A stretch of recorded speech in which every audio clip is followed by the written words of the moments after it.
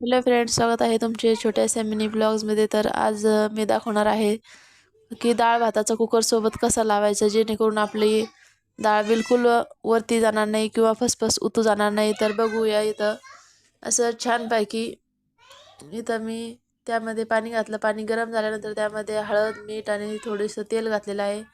इकडं तांदूळ पण धुवून घेतलेला आहे आणि त्यामध्ये एक वाटी जर आपण तांदूळ घेतला तर त्यामध्ये किमान 2 ते 2.5 वाट्या आपल्याला पाणी घालायचं आहे. इथं तांदूळात पण छानपैकी मीठ आणि तेल थोडंसं घालून सनी छानपैकी आपल्याला हे कुकरला लावायचं आहे.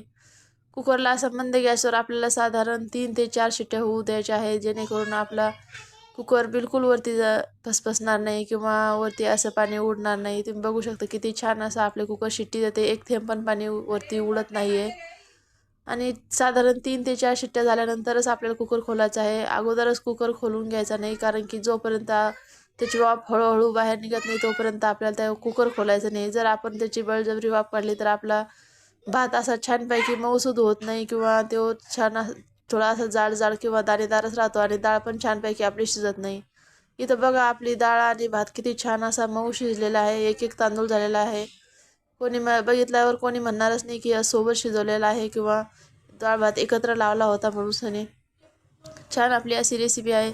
असेच रोजचे व्हिडिओ जर तुम्हाला आवडत असतील तर आपल्या चॅनलला सबस्क्राईब नक्की करा. थँक्यू, धन्यवाद, बाय.